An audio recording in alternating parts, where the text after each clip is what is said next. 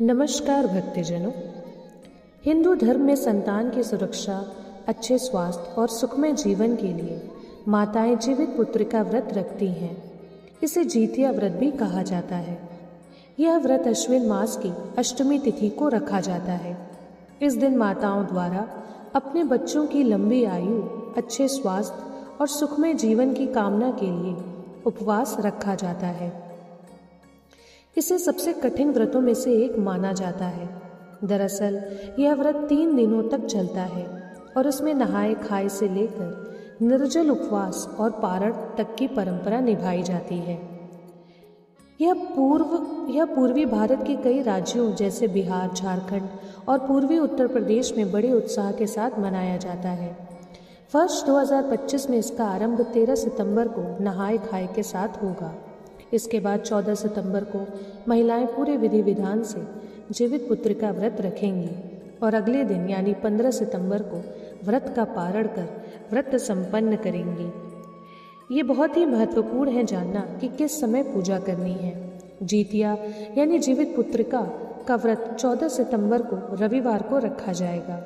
सुबह 5:04 बजे से लेकर 14 तारीख की 15 सितंबर को सुबह 3:06 तक इसका मुहूर्त है। आप इस समय कभी भी पूजा कर सकती हैं।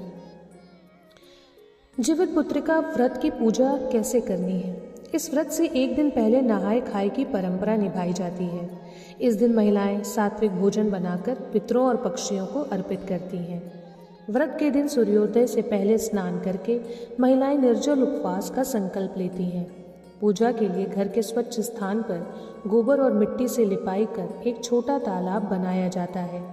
उसमें कुशा से भगवान जीमुत वाहन की प्रतिमा स्थापित की जाती है।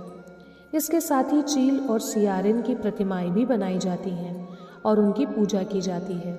इसके बाद व्रत कथा और जीतिया के मंत्रों का जाप किया जाता है। व्रत कथा का श्रावण या पाठ करने के बाद अगले दिन पारण का व्रत पूरा किया जाता है। इस समय भगवान जीमुत वाहन से संतान की लंबी उम्र और कल्याण की कामना की जाती है। जीवित पुत्र का जो व्रत है उसका महत्व बहुत ज़्यादा है, क्योंकि धार्मिक मान्यताओं के अनुसार जीतिया व्रत करने से संतान की सुरक्षा होती है और उनका जीवन सुखमय होता है। माताएं इस पूजा के बाद अपने बेटे और बेटी के सुखद भविष्य की कामना करती हैं, जिससे ये व्रत और भी महत्वपूर्ण बन जाता है। जीतिया व्रत एक ऐसा अवसर है जो माताओं की संतान के प्रति अटूट प्रेम और संजीवनी की शक्ति का प्रतीक होता है। इसलिए दोस्तों, बताए गए विधि अनुसार आप रविवार के दिन यानी जीतिया व्रत के दिन, जो सुबह 14 सितंबर से भोर में 5:04 पर शुरू हो जाएगा, आप उसके बाद 14 तारीख को कभी भी जीतिया व्रत की पूजा कर सकती हैं। लेकिन ज़्यादातर लाभ आपको भोर में पूजा करने से या शाम को 4 बजे के बाद पूजा करने से ही मिलेगा।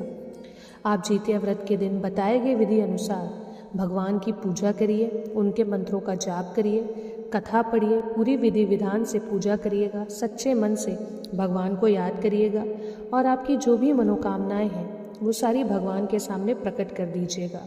इसके बाद देखिएगा, अगर आपसे भगवान प्रसन्न हो गए तो आपके संतान के जीवन में जो भी दुख है वो सब दूर होगा।